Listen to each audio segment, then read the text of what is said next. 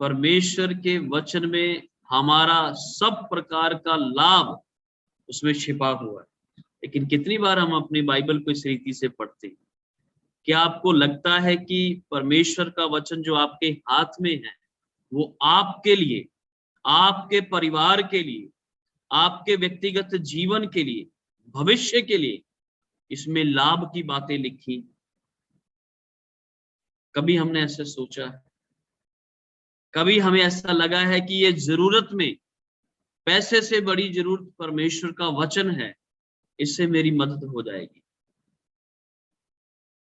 क्या हम उस लड़के के समान हैं जिसके पास धरोहर, एक बड़ा खजाना पड़ा रहा, लेकिन वो फिर भी अपने माँ बाप से हमेशा हाथ फैलाकर मांगता रहा और उस खजाने से अनजान रहा जो परमेश्वर के वचन में छिपा था?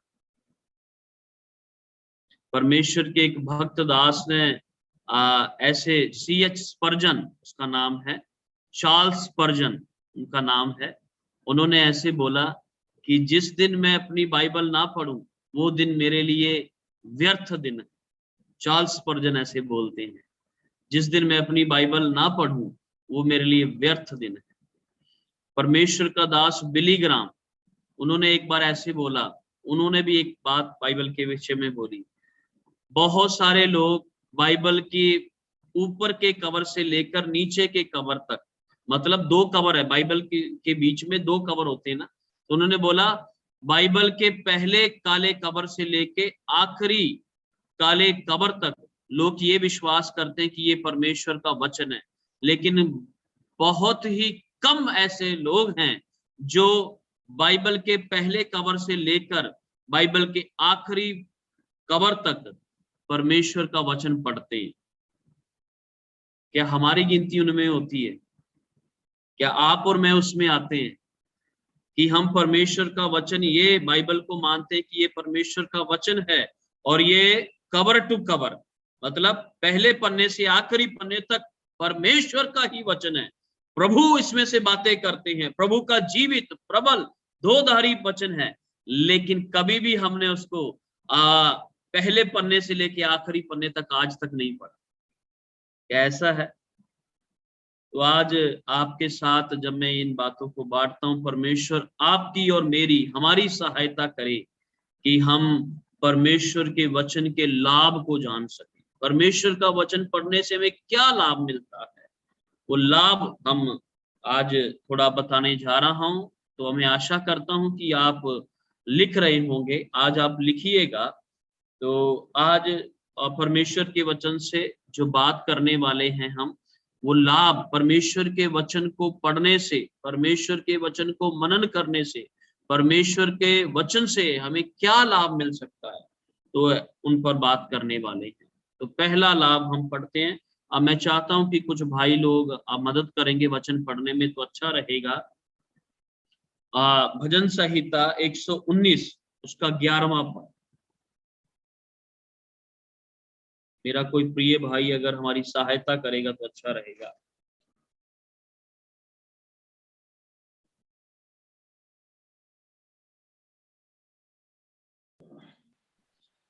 मैंने तेरे वचन को अपने हृदय में रख छोड़ा है कि तेरे विरुद्ध पाप ना करूं। परमेश्वर के वचन का सबसे पहला लाभ ये है कि ये हमें पाप रहित जीवन जीने में सहायता करता है। परमेश्वर के वचन का पहला लाभ ये है कि हम पाप रहित जीवन जी सकते हैं, पाप से दूर होकर हम जी सकते हैं, पाप की जानकारी प्राप्त करके उसको अपने जीवन से अलग करके हम जी सकते हैं। प्रियो, आप इसको ऐसे बोल सकते हैं कि ये वो मेडिसिन है जो आपको एलर्जी से बचा के रखेगी, पाप की एलर्जी से बचा के रखेगी।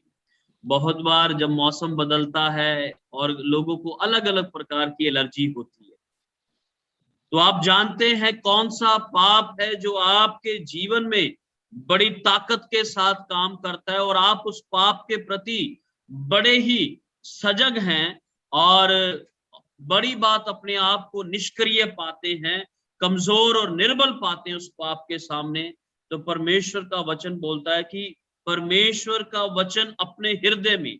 तो यहाँ पर सीखने वाली बात क्या है? तो आपका हृदय क्या है? आपका हृदय भंडारण होना चाहिए, परमेश्वर के वचन का भंडारण। परमेश्वर के वचन को हृदय में रख छोड़ने का तात्पर्य यहां से यह है कि आप परमेश्वर के वचन को याद करके, स्मरण करके अपने हृदय में रखें। क्या आपको परमेश्वर के वचन को याद करने की आदत है?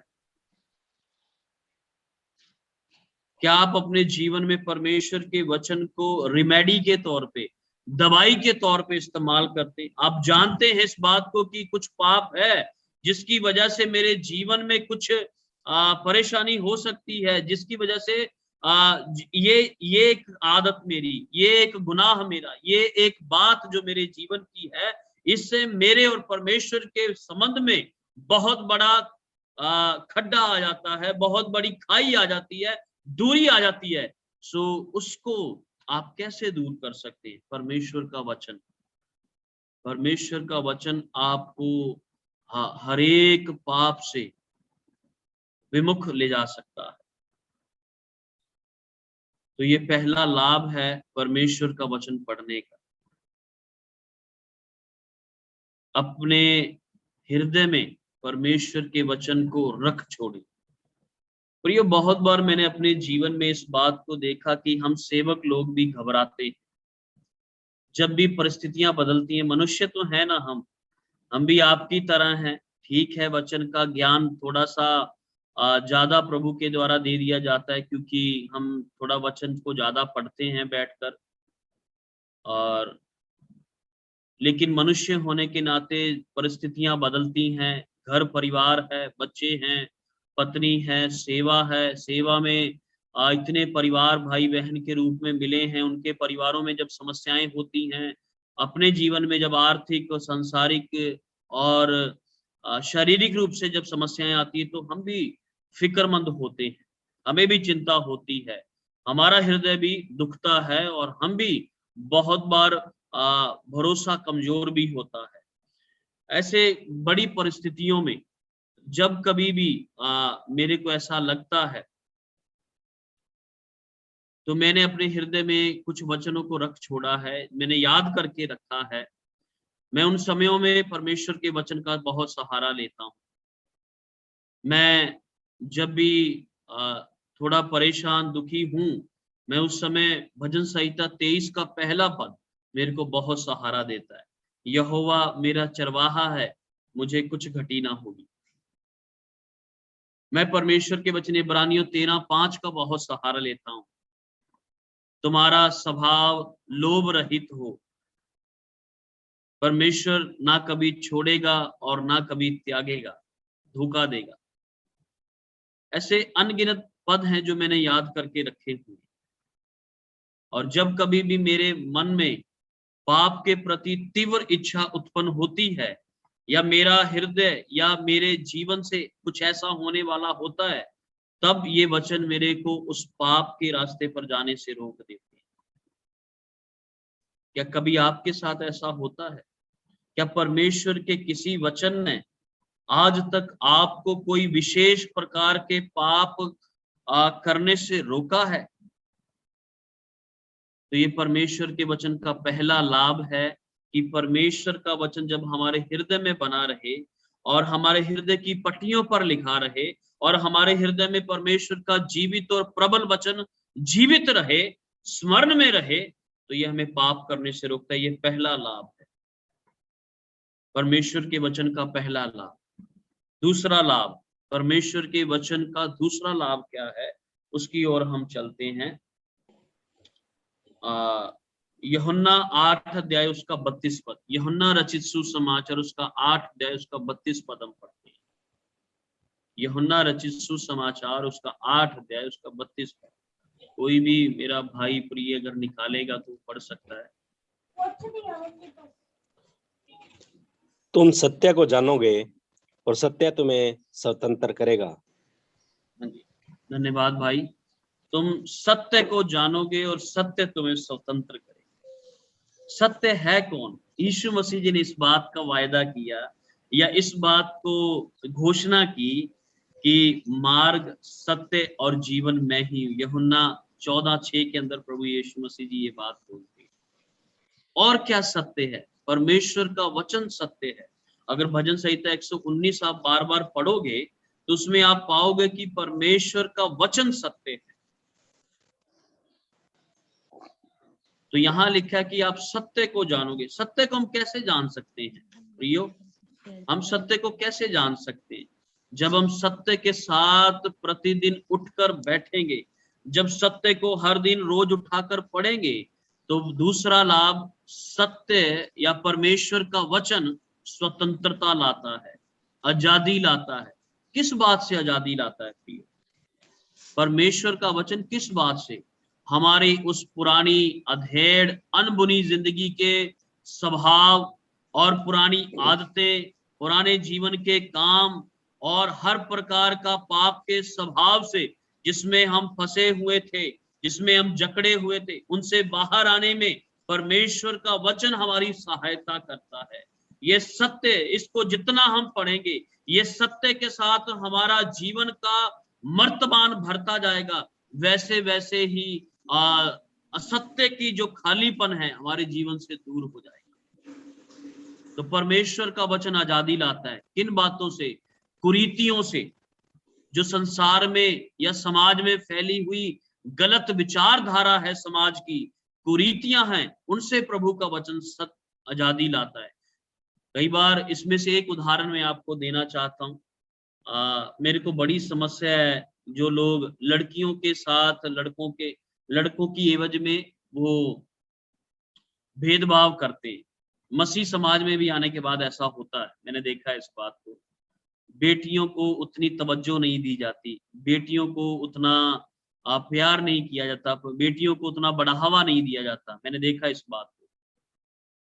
तो मैं इस बात को कई बार सोचता हूं, अगर हमने वाकया सच में अगर सत्य को जाना है और हम सत्य को समझ गए हैं, बेटी आते ही हमारे कई लोग मैंने देखा विश्वासी लोगों में भी कि वो खुश नहीं होते।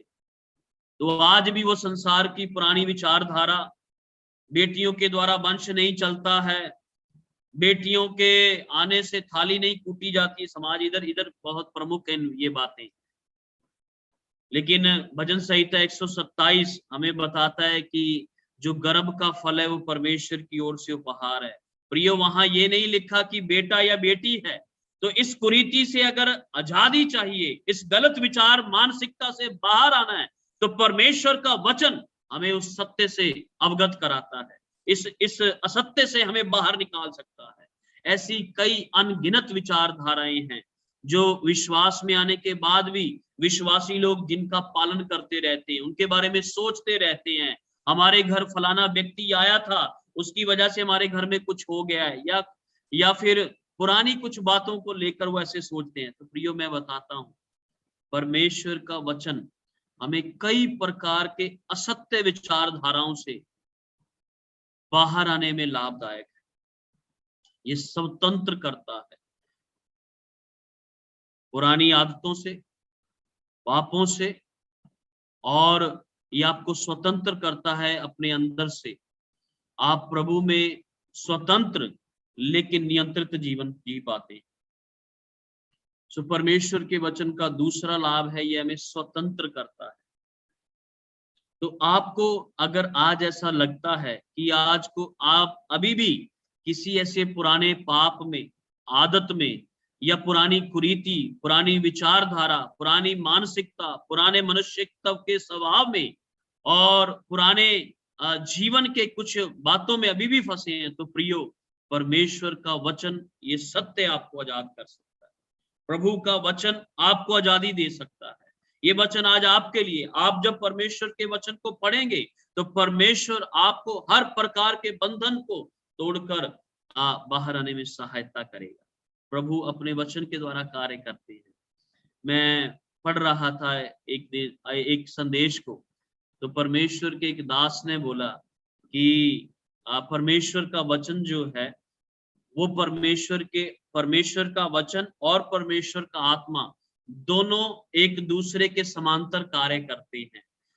परमेश्वर का आत्मा परमेश्वर के वचन के बाहर जाकर कभी भी कार्य नहीं करता है।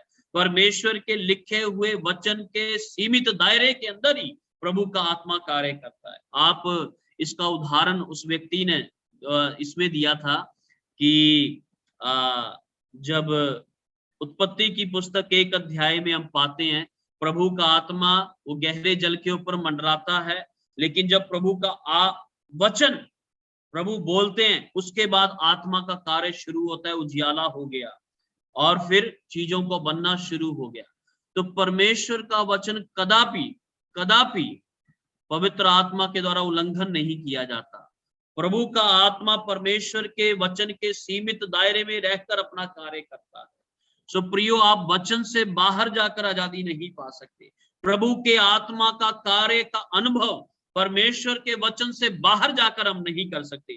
प्रभु के पवित्र आत्मा का कार्य परमेश्वर के वचन के अंदर रहकर, परमेश्वर के वचन की सीमाओं में रहकर, परमेश्वर के वचन का ज्ञान पाकर, उसी में परमेश्वर का आत्मा स्वतंत्रता से कार्य करता है। तो अगर आपके जीवन में आपको लगता है कि प्रभु के आत्मा को उतनी स्वतंत्रता नहीं मिलती है कि वो अपना सामर्थ्य प्रकट करे, अपना नियंत्रण प्रकट करे, अपना कार्य करे, तो एक बात को आज सुबह जांचने की आवश्यकता है कि क्या मैं परमेश्वर के वचन को समझ पाता हूं और उसी ठीक रीति से उसको काम में लाता हूं। क्योंकि जहां प्रभु है, प्रभु का वचन है, वहां स्वतंत्रता है। तो ये दूसरा लाभ है, परमेश्वर का वचन स्वतंत्र करता है। परमेश्वर का वचन पाप रहित जीवन में सहायता करता है, जीने में सहायता करता है। तीसरा इसका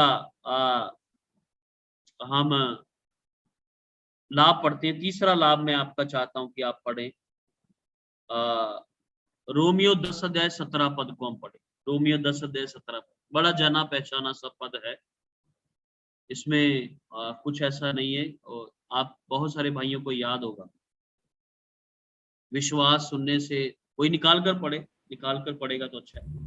अतः विश्वास सुनने से और सुनना मसीह के वचन से होता है, और सुनना मसीह के वचन से होता है। देखिए, परमेश्वर का वचन, तीसरा लाभ, परमेश्वर का वचन विश्वास की उन्नति करता है। ये तीसरा लाभ है, ये तीसरा लाभ है। तो आप और मैं कई बार हम ये बोलते हैं कि उसका विश्वास बड़ा है, फलाने का विश्वास बड़ा है। हम तो अभी विश्वास में नए लोग हैं। तो प्रियो, इधर नए, पुराने, बड़े और छोटे की भी बात नहीं हो रही है। अगर आपका विश्वास, आपके विश्वास में बढ़ोतरी नहीं होती है या वो मजबूत नहीं हो पाता है, तो उसके पीछे एक कारण हो सकता है कि आपका परमेश्वर के वचन के साथ संगति करना बहुत सीमित है। सीमित समय के लिए, कुछ क्षण के लिए आप परमेश्वर के वचन के सम्मुख बैठते हैं। तो परमेश्वर का वचन सुनने से विश्वास आता है और इसकी बढ़ोतरी परमेश्वर के वचन के द्वारा होती है। मैं आपको इसका एक उदाहरण बाइबल से बताना चाहता हूं। आप सबको लूका 5 अध्याय तो याद होगा। लूका 5 अध्याय हम निकाले, वहां से एक उदाहरण आपके सामने में रखना चाहता हूं।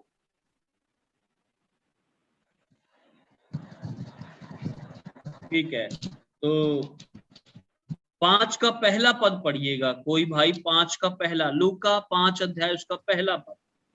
जब भीड़ परमेश्वर का वचन सुनने के लिए उस पर गिरी पड़ती थी और गन्नेसरत की झील के किनारे पर खड़ा था, तो ऐसा हुआ कि उसने झील के किनारे 2 नावें लगी हुई देखी और मछुआरे उस पर से उतरकर जाल धो रहे थे। उन नावों में से एक पर, जो शमौन की थी, चढ़कर उसने उससे विनती की कि किनारे से थोड़ा हट कर ले चल। तब वह बैठकर लोगों को नाव पर से उपदेश देने लगा। जब वह बातें कर चुका तो शमौन ने कहा, गहरे में ले चल और मछलियां पकड़ने के लिए अपने जाल डालो। शमौन ने उसको उत्तर दिया, हे स्वामी, हमने सारी रात मेहनत की और कुछ नहीं पकड़ा।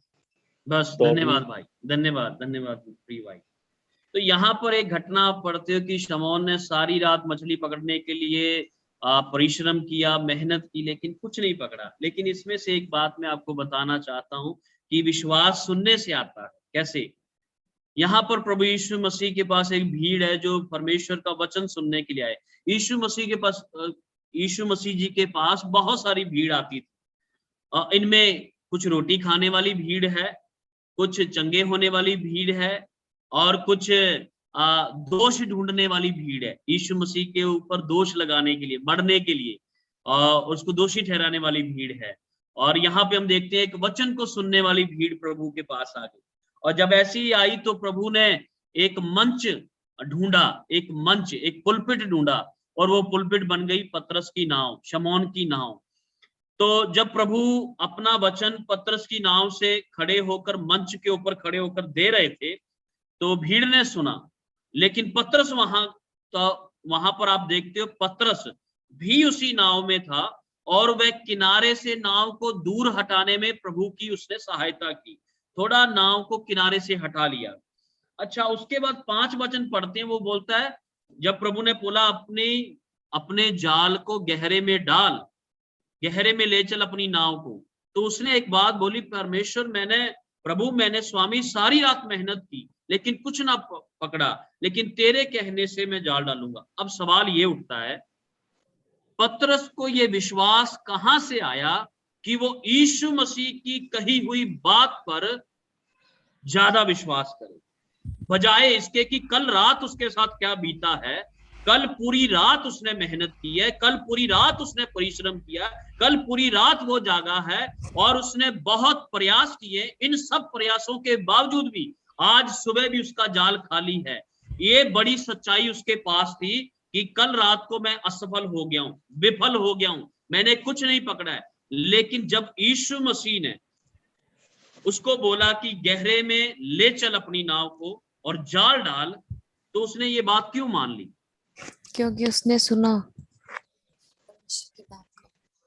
हाँ, ऊपर हम पढ़ते हैं ना, जब यीशु मसीह लोग सुनने वाली भीड़ को प्रचार कर रहे थे, उपदेश दे रहे थे, बातें कर रहे थे, प्रभु के विषय में बता रहे थे, तब ये पतरस नाव के अंदर बैठकर परमेश्वर के वचन को सुन रहा था।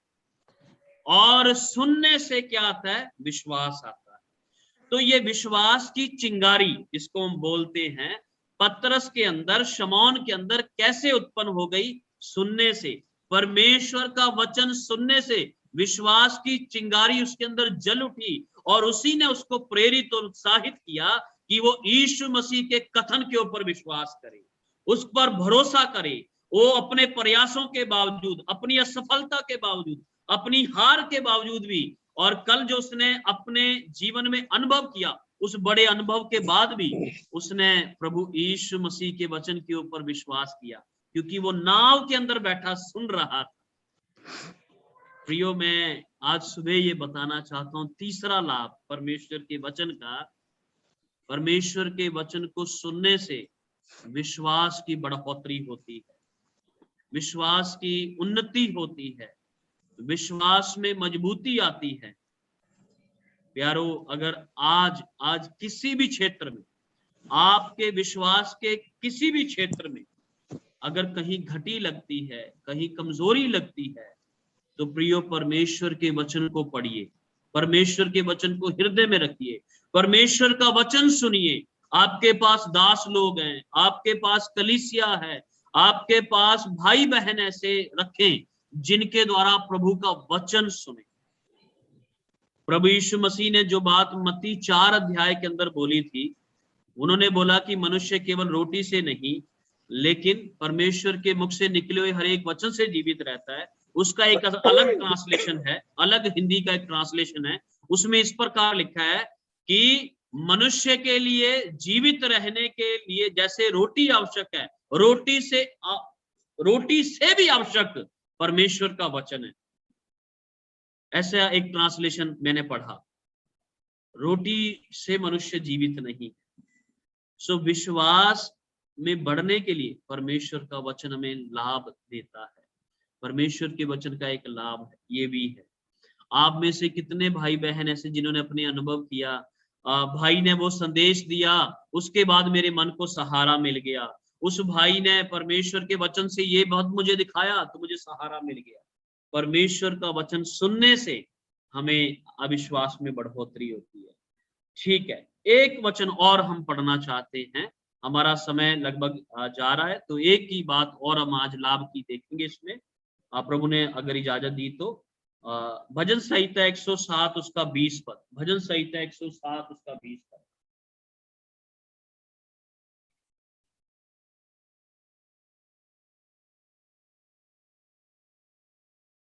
किसी भाई को मिल गया तो पढ़िएगा कृपया।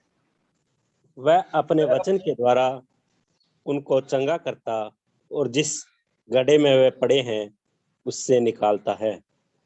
धन्यवाद। तो चौथा लाभ, परमेश्वर का वचन चंगाई और निकास करता है। परमेश्वर का वचन चंगाई और निकास करता है। बहुत बार हमें लगता है टीवी में आजकल बहुत सारे ऐसे लोग हैं जो लोगों को चंगा कर रहे हैं, गिराकर चंगा कर रहे हैं और हाथ लगाकर चंगा कर रहे हैं, बहुत चीजों के द्वारा वो चंगा कर रहे हैं। लेकिन यहाँ हमने पढ़ा कि परमेश्वर अपने वचन के द्वारा चंगा करता है। किस प्रकार की चंगाई की ये बात करते हैं? ये आत्मिक चंगाई की बात कर रहे हैं प्रियो। सो परमेश्वर का वचन हमें आत्मिक रीति से चंगा करता है, शारीरिक रीति से बात नहीं हो रही है। हमारे मन में बहुत सारे ऐसे दोष हैं, हमारे आत्मिक जीवन में ऐसा बहुत सा रोग है जो केवल और केवल परमेश्वर के वचन से दूर हो सकता है। इसका एक उदाहरण मैं आपको देना चाहता हूँ। पिछले समय में हमने एक दो जगह बैठ के परमेश्वर का सुसमाचार सुनाने का मौका मिल गया, तो मैंने वहां पर बताया, देखो अगर सब्जी काटते वक्त हमारी उंगली कट जाए तो इस उंगली की चंगाई के लिए हम किसके पास जाते हैं? डॉक्टर के पास जाएंगे ना। और डॉक्टर उसको क्या करेगा? या तो स्टिचेस लगा देगा, टांके लगा देगा। अगर टांके लगाने वाला नहीं है तो आपके ऊपर इधर दवाई लगाकर पट्टी बांध देगा, तो आपकी उंगली ठीक हो जाएगी कुछ समय के बाद। तो मैंने बताया अगर उंगली कट गई है तो इस उंगली को डॉक्टर के पास जाके दवाई लेने से सही हो जाएगी। लेकिन अगर मेरी इस उंगली को किसी के ऊपर दोष लगाने की आदत है, किसी के ऊपर उंगली उठाकर बात करने की आदत है, मेरी इस उंगली का यह दोष क्या वो डॉक्टर दूर कर पाएगा? इसी प्रकार से मेरी जीभ है, अगर खाते वक्त मेरी जीभ कट जाए, मैं ग्लिसरीन का यूज कर सकता हूं, उससे मेरी जीभ चंगी हो जाएगी। मैं कुछ समय के लिए खाना बंद कर सकता हूं ताकि मेरी जीभ को ठीक होने में समय मिल जाए। लेकिन अगर मेरी जीभ को गाली देने की आदत है, अगर मेरी जीभ को चुगली करने की आदत है, किसी के पीठ पीछे बातें करने की आदत है और किसी को गंदा बोलने की आदत है, तब ये डॉक्टर ठीक कर सकता है? नहीं कर सकता। ये किसके द्वारा ठीक होगा? परमेश्वर के वचन के द्वारा। याकूब की पत्री जीभ के विषय में बोलती है। इफिसियों के अंदर लिखा है कि हम किस प्रकार से तीसरे अध्याय में अपने भाइयों के साथ व्यवहार करना है। कई रोग ऐसे हैं जो डॉक्टर ठीक नहीं कर सकते, लेकिन परमेश्वर का वचन ठीक करता है प्रियो। परमेश्वर के वचन से हमारे ये दोष दूर हो सकते हैं, हमें चंगाई मिल सकती है, और जिस गड्ढे में हम पड़े हैं उस गड्ढे से वो निकास कर सकता है। तो आज सुबह मैं आपके सामने ये बात रखना चाहता हूं, क्या परमेश्वर के वचन को आपने अपने जीवन में लाभदायक पाया है? क्या आपने परमेश्वर के वचन को लाभदायक पाया है? कल हमने एक पद पढ़ा था भजन संहिता 19 में, वहां हम आना चाहते हैं, समापत की ओर हूं मैं। तो 19 भजन संहिता 19,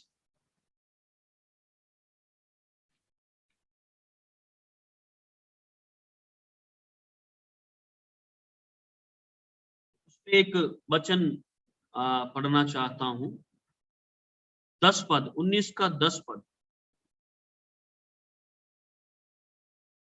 वे तो सोने से और बहुत कुंदन से भी बढ़कर मनोहर हैं।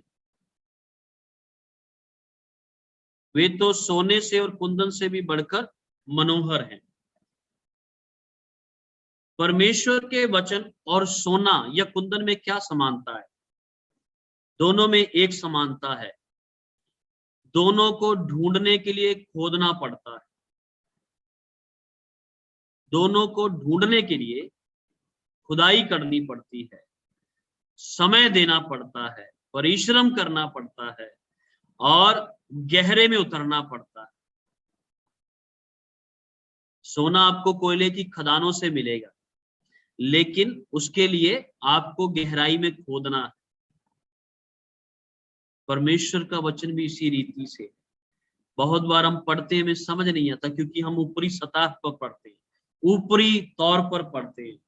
सिर्फ कोई मेरे को पूछे आज तूने परमेश्वर का वचन पढ़ा, इसीलिए पढ़ते हैं। क्या परमेश्वर का वचन प्रतिदिन पढ़ने से आपके जीवन में लाभ हो रहा है? क्या अब तक आपके विश्वासी जीवन में परमेश्वर के वचन का लाभ आपने देखा है, अनुभव किया है? क्या कभी आपने परमेश्वर के वचन को पढ़े जाने का लाभ दूसरों के साथ बांटा है? अगर ऐसा नहीं है तो प्रियो, हम अभी तक परमेश्वर का वचन पढ़ नहीं रहे, हम ऊपरी सतह पर हैं, हम पानी की ऊपरली सतह पर हैं, लेकिन मछलियां पकड़ने के लिए हमें गहरे में उतरना होगा,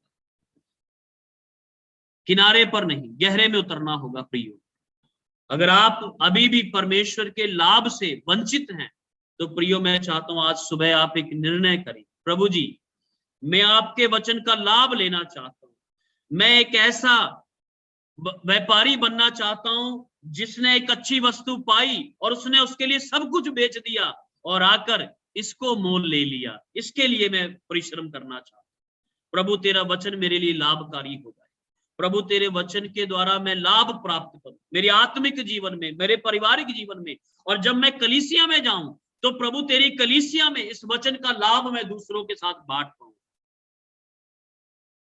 तो परमेश्वर का वचन लाभकारी है। प्रभु इस वचन के साथ हम सबको आशीषित करे। प्रभु के नाम की महिमा।